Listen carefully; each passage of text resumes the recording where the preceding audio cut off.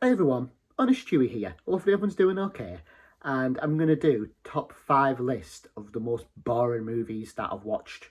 Now, these are ones that I've watched recently, but also ones that sort of stick with me because either the trailer looked unreal, which is my number one spot, or the cast was great in it, or this premise was good and I just wanted to see where it went, thinking something was going to happen, thinking you're going to get a grand reveal and nothing happens.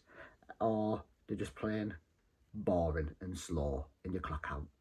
So, coming in at my number 5 spot, I'm going to go over a movie that stars Anthony Starring and it's got the lad in out of The Last Voyage of Demure, Cobweb. Cobweb. Now, the premise of it is basically, I'll just go over a quick story of it, is a kid starts waking up in the middle of the night to knocks on the wall.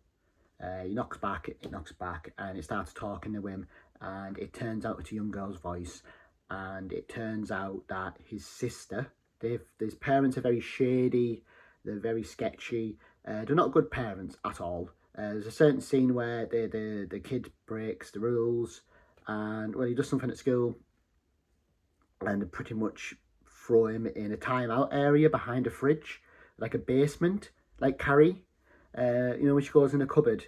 It's like that, and it's very messed up. And you're like, right, so these parents are villains. They're not good. There's nothing to root for. They're horrible.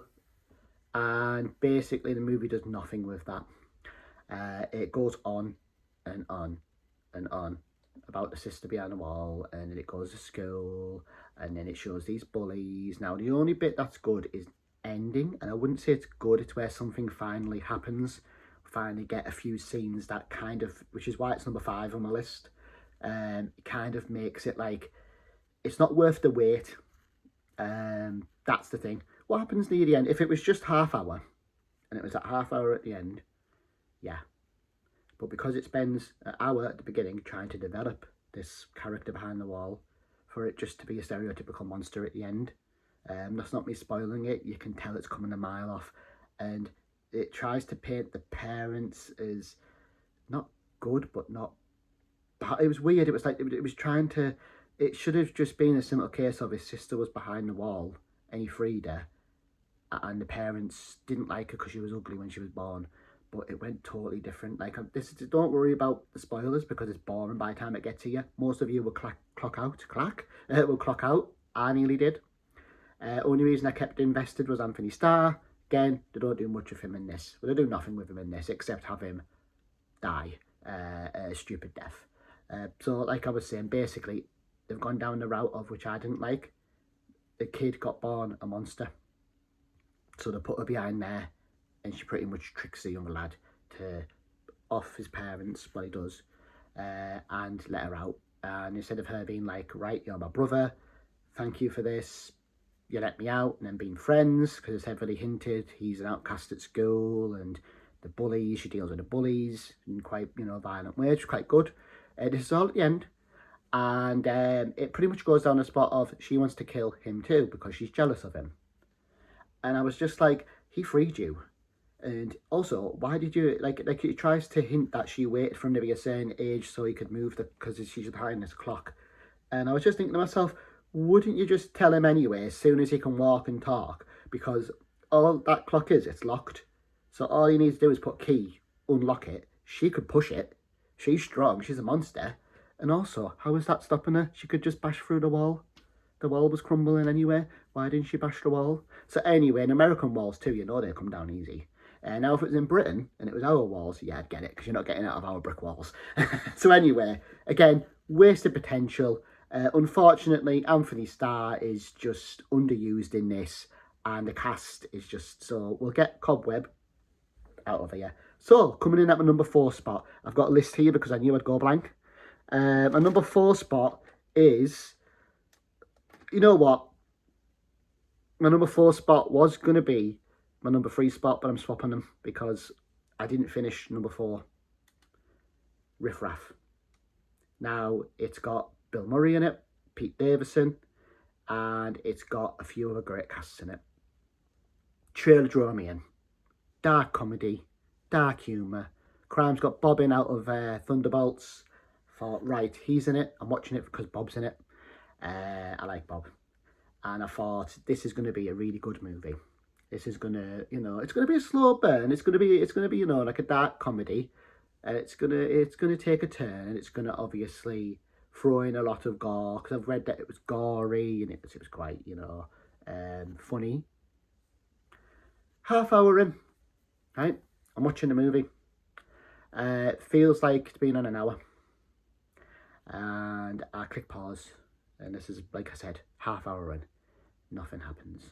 Like, nothing has happened. That shop scene, that Bill Murray and Pete Davidson, felt nothing like the trailer showed it. Trailer showed it like the shopkeeper was dumb, said the names, so he shoots him. And in the actual movie, the shopkeeper goes on about everything. It's like the shopkeeper wants him. Like, the shopkeeper obviously isn't the brightest, but you would know. It's like the shopkeeper wants them, even if he didn't have a gun, to kill him just for seeing them, because he's a hitman. It doesn't explain why they're going after this lad. Instead of it focusing on Pete Davidson and Bill Murray, which I would watch as a movie, that would have worked. Even with the slow, sort of boring story that it's got going for it. Doesn't. It starts to cut to even Bob. I'm going to call him Bob. Out of Thunderbolts. If it focused on him as the main character, at least we can find out why he's running into the house with a pregnant missus and he has a gun and stuff like that. Or, and I'm going to say this, it could focus on the father. At least he's an actor that can carry the movie. No, it focuses on his son, who is the most boring character in the movie. I mean, I forgot the woman's name, but I love the blonde woman in this movie, and they actually make her boring and unlikable. That's the thing. None of these characters are likable either. And it's not likable as they do things to make you not like them. They're just boring characters for a movie. Like you look at them and you're like, use are boring. And I'm not buying that you're in a crime family, because you're too boring for it. And nothing happens. And this is half hour in. I clocked out, I switched it off. I even looked at the missus. I had the missus there, so I made sure that it wasn't just me. Because sometimes I can, pull through a half hour and the ending will be worth it. Anyway, I just got a quick thing up, and basically, to try and mix the crime, serious, dark crime, with comedy. And it doesn't work. It misses the ball. All it does is make the characters come across really lousy and crap, and not buying the fact that A, they're alive to start with, B, that they even have a crime thing, because that's not, like, they're that boring. Nothing would happen. They wouldn't do anything. They didn't do anything. And the cast is just wasted. I'm not buying the cast. They're great actors, but they don't gel. And they're trying to write the script like they don't gel. So obviously, nothing happens. In a way, like it's just frustrating and annoying and slow and boring. So like I said, don't waste your time. It's on Amazon Prime. It's terrible. I hate to say it because I love Bill Murray. And I really like Pete Davidson. And again, I like Bob's. That's why I wanted to watch it. But it was terrible. So number 4, don't watch that one. So coming in at number 3, Gretel and Hansel. Gretel and Hansel. Nothing. It is a nothing movie. Like, I thought Riff Raff was nothing. And I clocked out. This lied to me a bit. Now, not as bad as the number 1 spot when I get to it. But this lied, as I thought it was going to be a sort of, at the beginning, it's hinted that the main protagonist, Gretel, has witch powers. We know where it's going to go. This isn't me spoiling it, don't worry, don't waste your time with this trash. She has witch powers, but the movie does nothing with it until right at the end. Now, this is only like 80 minutes. Feels like 3 hours. This feels longer than the Riff Raff did. It feels like nothing happens. It's all very... The reason why I sat through it was because I'll give credit where it's due. The camera work was beautiful. Beautiful cinematography. Beautifully shot. But it was too beautifully shot for the tone the movie was going for. And the tone felt off. Didn't know where it wanted to land. Didn't know if it wanted to be a supernatural. Didn't know if it wanted to be a witch movie. Didn't know what it wanted to be. So obviously, because it didn't know what it wanted to be, there was nothing it could explain, but it was trying to explain stuff that was like, to be ominous. Like there's a girl with a pink hood on, and it just doesn't show anything about her. Like she's just not even there. It's a flashback to something totally pointless, really. To try and tie it in with the witch's house. To try and tie the witch in to, we know how it's going to go. We know the Hansel and Gretel story. The movie was unreal, the back in the day movie, with Jeremy Renner's in. Unreal, I thought it was mint. It was good, had a good sense of humour to it, so the horror element. This 15, I'm like, finally we're getting an actual horror. I was a bit confused why it was Gransel and why it was Gretel and Hansel. But I'm not too bothered about that. It's not what the story's called. It's called Hansel and Gretel. I know what he's trying to do, change title up, make the female the main one and Hansel not the main one. But that's like that in the book. She does anything for her brother. And obviously we know the witch is trying to fatten them up so she can eat them. So we know this. The movie even makes that concept boring. Even makes a grand reveal of the fact that they're not eating delicious food. They're eating rotten meat. They're eating bits of people and this and that. Boring. They make it seem like it's just a dream in her head. But she knows, and then near the end, by the time we get to the grand, showdown, and there's a certain bit way at the beginning before getting to the ending. It's filled with scenes. This is what I'm going to get into at the beginning. There's a guy, I don't know what the heck's going on with this guy anyway. There's this weird, I thought it was a dream sequence, but the movie went with it as a real scene. Looks like a zombie thing, bald zombie. Looks like the one out of I Am Legend. Runs at him, basically. Just out of the blue, we don't know what's going on. I think he's got plague or some shit. Anyway, his eyes are all black and he looks possessed. So he's running at the girl, Gretel, and Hansel, and they're fighting it, and boom, it dies, right? And this priest guy shoots him. I think he's a priest, I don't know who he is. Anyway, they go in, they get fed, and that scene from when they're eating to when they leave this building to go to, obviously we all know it's going to be the witch's cabin, goes on forever.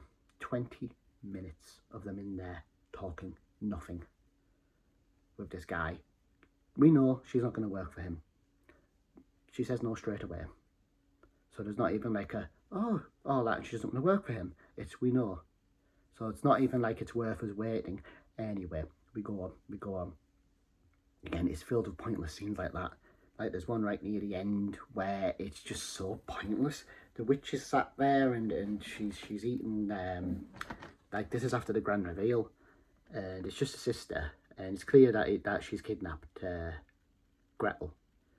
Hansel. Anyway, so Gretel doesn't eat the food because she knows it's knackered up. And the witch lady goes, have a pig and blanket. She eats it and she pulls out her hair and it's a reveal that it's other kids that she's killed all in there, which makes zero sense. Again, doesn't verify that because the movie doesn't verify nothing because there's nothing to verify because nothing happens in this movie. You can tell how frustrated I got with it because I like the story. I like witch movies too. Love a good witch movie. And it was like it was trying to be the witch, but missed the mark. Imagine a witch, but boring. And nothing happens really, except one death at the end, which we all know is obviously the witch. And her death's rubbish too. Anyway, we skipped that movie and all that. So, that's my number 3 spot. Now, I bet you're thinking, where am I going to go with this list now? How is it going to get more boring than what I've just said, especially the previous 2 movies? Now, my number 2 spot was overrated, overhyped. Trailers were too ambitious anyway, I thought, but I like the style of it. I like the look of it. Love Nicolas Cage.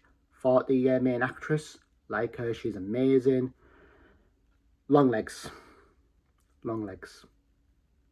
Absolutely boring.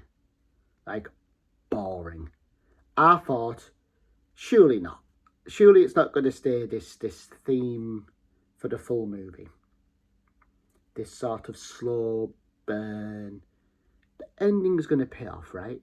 It's not going to go down a bull direction. It's going to go down a smart, clever, murder mystery. Get the serial killer, find out maybe there's a bit more to him, there's a bit more going on. Yeah, okay, I'm up for this. Nick Cage screaming at the camera and stuff like that. And, from the get-go, it is just so slow and boring. I clocked out the first time watching it half hour in. And then it goes on and it goes on. So I put it on again, thinking, I need to know.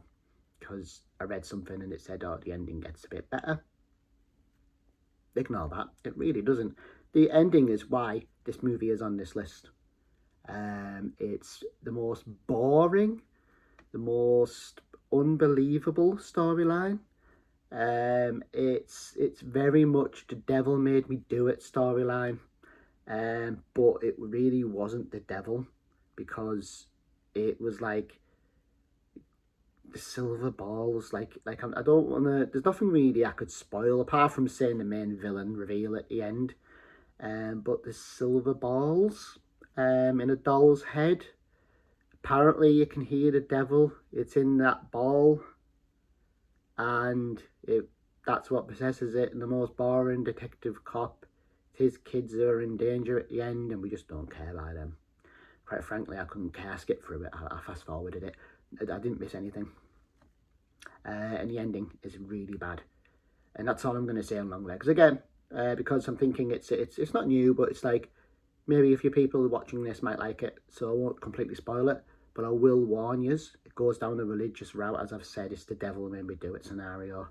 And I'm not buying a single second of any of that. And Nicolas Cage is wasted in this. His acting's great. It's not that way he's wasted. He's just wasted his character. You'll know what I mean when you watch it. The character he is just wasted. And it wasn't just me. Again, I had a chat with a few people who watched it, some of my friends. They said the same. It was boring, pretentious bull. It's just pretentious. But I'm all up for pretentious movies if the payoff is good. But the payoff wasn't there. And what we did get was just crap. So, 4 movies so far. How do you think I'm at the number 1 spot? Like you must be confused what's going on. How can something be worse than Longlegs than what I've just said? Now, my number 1 spot. This list has been boring. I'm falling asleep talking about it. But my number 1 didn't just make me bored, but it annoyed me. And it actually made me go back to the trailer I watched to read the comments to see if anybody else got tricked. And it's called Eeny Meeny. It's on Disney Plus, but it's Hulu movie. And basically it's about this girl who's really good at driving. She can handle a car, and it's basically the trailer that I watched looked like Baby Driver 2. Looked like Baby Driver 2. Looked like we're finally getting Baby Driver 2. But it was obviously going to be a bit different, a bit more in depth. She had a crazy boyfriend in this, and it looked funny. The trailer was funny, and the trailer looked awesome. So I'm ready for this, and I love the actress, Samantha Weaving. That's her name. Like her. I even like the guy who plays a boyfriend, right? Who in the movie I'm not buying for a second. Delve in this movie, and it starts off good. Hooks me in. I'm like, yes, this beginning of it is great, right? I am going to spoil this movie, but not yet, so don't worry. But there's nothing to spoil. You'll see what I mean when I get into this. So basically, she, her dad at the beginning tells her to run from the cops. The dad's, a piece of trash, scum, and she listens to him and runs, and it cuts, which I thought was weird. Doesn't go back to that at all. So we don't see her get away from the cops. We just assume she's that good of a driver she did. So, go back to present time. And she's got a job, she's got a life set. Looks like she's getting good. And she gets her crazy ex, we say ex, her current partner, I will say, because it tries to make it like he's her ex, but he's clearly not. She's still seeing him. He's bad news. He's trash. He is just, she's best off without him. Don't even know why she's with him.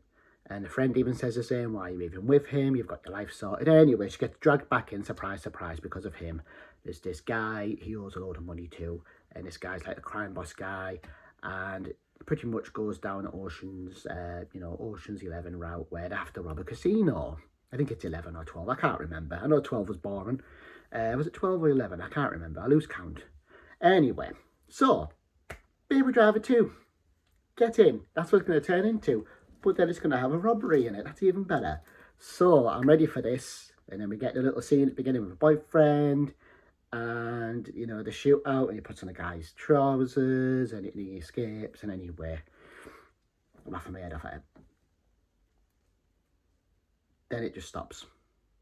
Completely takes a halt to them setting up for the robbery. Can roll with that. And then it tries to build a relationship with her and her partner. It throws in that she's pregnant. And then it throws in that he is trying to be romantic with her and saying, oh, change this and that. You're the reason I'm this, I'm that. You don't buy a single word he says, but the movie is trying to convince you and it tries to make you care for them. But because it's that boring, and it's like trying to be multiple things, so it tries to be a romantic movie, but like, he isn't a good character. She becomes a boring, pretentious character who goes on and on about stuff when she's talking. I'm not buying she would survive this long by how she's speaking to people higher up above her, for one thing. She speaks to the guy quite lippy. Yeah, she's a great driver, but it's showing this guy. Well, it doesn't show anything because the guy does nothing. So I'm guessing she can be lippy to him. But let's face it, if it was realistically, she would get shot because she'd be too lippy, she's too mouthy. Anyway, but she's a good driver, so maybe that's why they don't. Anyway, try and build a relationship with a partner and her. And there's a beach scene. This is where it's gone on forever. There's a hotel room scene that goes on forever. There's the setup before that goes on forever. There's then a club scene that goes on forever. You see where I'm going with this, right? It goes on and on and on. And I'm thinking this is a 2-hour movie. It's got to be near the end now, right? This is the beach bit. Talking on the beach. Have this slow, agonisingly long, forcing romantic down your throat scene. You must care for this guy because he is going to be the one to save her. You must care because she's saving him. She's pregnant, so you must care about her. Still couldn't care at all. So, I think the ending's going to pay off. Goes to a club scene, throws a rival guy who he's talking to. He straight up insults him, pisses him off, calls him Scarface, pretty much steals a line out. Do you remember Triple X? Steals that line anyway. We skip to the end because I'm not going to go on too long about this trash. So we go to the end, we do the big heist, and I'm ready for a massive car chase. I'm ready for action, boosh, boosh. We do it, we get about 10 minutes of it, if that. It's very rushed, very tied up. Then out the blue, the Scarface guy turns up, tries to kill him, tries to steal the money anyway, to kill him and his wife and blah, blah, blah. We go to the end. And this is the bit where it pisses me off. And this is the bit where all that boring crap did not pay off at all. The movie loses a whole story. The director does not know what the heck he's doing. So he decides, I'm just going to have a lover boy kill all the people off who they did the heist with. So instead of going to the people who did the heist with, take half this money, we'll go and vanish with the other half. This guy has a gun who he's working with, you go and kill him. We're done. Me and my missus, who's pregnant, can go and live a nice happy life. He kills them, tries to steal all the money himself. So I'm thinking, right, that's fine, she's going to run off with him. No, she bloody shoots him. She shoots her own lover boy, and it tries to make you feel bad, and you're just left there scratching your head. She goes back to the boss. Don't watch it, don't waste it. Talks a load of crap about a bathroom. He needs to have a working, because he says, how many bathrooms do you have in your house? This is a line in the movie. This is a line in the movie. How many bathrooms do you have in your house? He goes, I have 2 bathrooms in my house. One does not work, so I've only got one downstairs. The upstairs one is broke. And she goes on to a sub-story about why she should get the upstairs bathroom fixed. Because she was a kid in a foster home, there's a broken toilet, and it was just like, what the heck's going on? And then she walks out, leaves a gun on the side, so I'm thinking he's going to shoot her and get his money. Granted, all this guy cares about, clearly all he cares about is money, right? And his sub-story did not work at all, right? he didn't care either. He looked a bit, but didn't care. Then he calls his buddy in, and it cuts away, and he bloody shoots himself. He just literally, people are randomly just offing themselves in this movie at the end. Like he randomly shot them for no reason. She shot him for no reason. And then at the ending, the guy bloody shoots himself for no reason over a toilet. Over a toilet. And then she drives off with a car full of money. And I'm just like, but then again, she doesn't. Because she doesn't even drive off with a car full of money. She leaves the car. She just walks off. And she's pregnant, and she would have had a daddy with her, the guy, if she didn't shoot him. Why did she shoot him? But again, why did he shoot them? Oh, this movie, honestly, as you can tell, it wound me up so much because it wasted my time. Like the other movies, at least you know what it is when you're in them. You know you're in. You know you can switch off. You're not going to miss out on much. This, I thought, it's going to pay off. It's going to show me something good. Samantha Weaving, she's going to kick ass in this. She's going to shoot them dead then. Even after she shot him, and I was scratching my head and I was like, this movie's shit. She's going to shoot him at least, and Baldy, no. And not to mention, if he shot himself because of her, wouldn't Baldy shoot her? You know, yeah, before I go ranty, I'm done with that video. So if you've come this far, thank you very much for watching. Again, would not recommend a single movie on this list. And yeah, if you haven't subscribed to my channel, please subscribe. I'm doing a lot of shorts now where I go like review videos and stuff, reaction videos, and I've been enjoying it. So I will see you later. Bye. Didn't want this to hit the half hour mark, you see.